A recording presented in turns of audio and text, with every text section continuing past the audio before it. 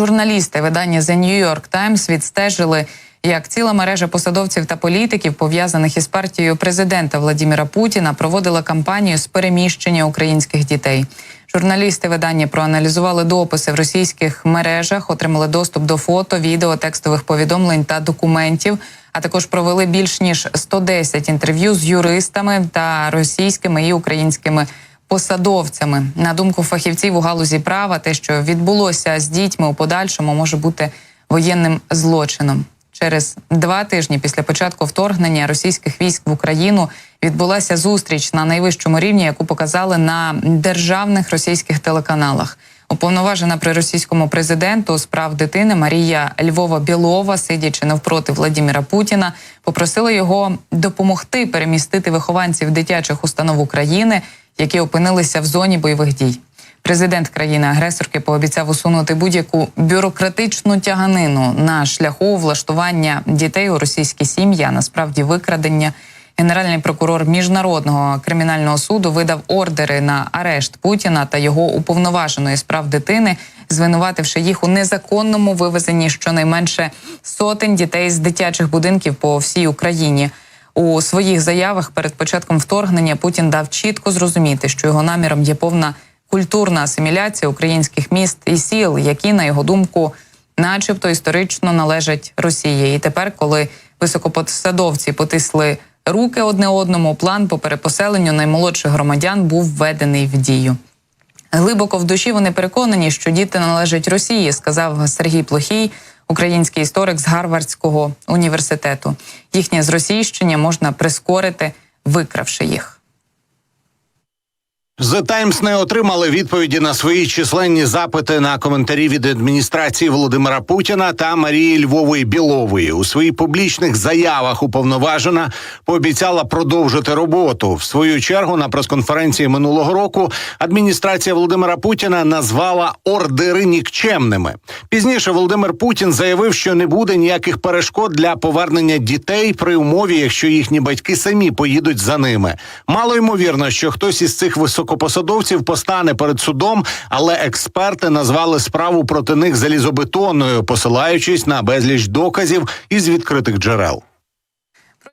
Ніж року журналісти видання The New York Times провели понад 110 інтерв'ю з родичами та вихователями дітей з Херсонського будинку дитини, українськими держслужбовцями та прокурорами, призначеними Росією посадовими особами в тимчасово окупованому Херсоні та Криму, нинішніми та колишніми вихователями 2 кримських дитячих установ, волонтерами з Криму, адміністраторами груп підтримки прийомних батьків, адвокатами на Росії, міжнародними юристами та експертами з розслідувань воєнних злочинів, правозахисниками, істориками та військовими експертами. Не існує єдиної думки щодо того, скільки дітей було примусово переміщено або депортовано до Росії. Частково дані важко перевірити через те, що в Україні діє децентралізована система соціального захисту дітей. Ну а ще також через те, що Україна, на жаль, не має доступу до тимчасово окупованих територій, не може знати, що відбувається просто у цей момент, а російська влада від міжнародної спільноти це все приховує.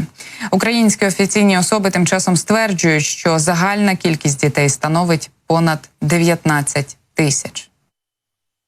Росія не тільки відмовляється співпрацювати, але й веде пропаганду, що ці діти потребують перевиховання. Деякі з них усиновлюються російськими родинами, інші ж залишаються в інтернатах. Українські родини переживають важкі емоційні травми через розлуку з дітьми, а діти стикаються з асиміляційним тиском у нових умовах. Україна закликає світову спільноту посилити тиск на Російську Федерацію для повернення дітей, але процес ускладнюється через політичні та бюрократичні перешкоди. Міжнародні організації, такі як ООН, продовжують працювати над тим, аби забезпечити повернення дітей. Однак швидких результатів досягти важко через опір російської влади та складну міжнародну ситуацію. Російські офіційні особи заперечують усі звинувачення, стверджуючи, що діти перебувають у безпечних умовах. Але багато з цих дітей не мають можливості підтримувати зв'язок з рідними та повернутися додому. У той час, як Україна намагається домовитися про повернення дітей, російська пропаганда активно просуває наративи про те, що ці діти потребують нових домівок і виховання, так званого. Сім'ї, розлучені війною, продовжують сподіватися на воз'єднання зі своїми дітьми. Багато з них звертаються до правозахисних організацій, намагаючись знайти бодай якусь інформацію про долю своїх дітей. Тим часом міжнародна спільнота намагається знайти ефективні механізми тиску на Росію, щоб змусити її повернути викрадених дітей. Це питання залишається однією з найболючіших тем для українського суспільства, яке постраждало від війни.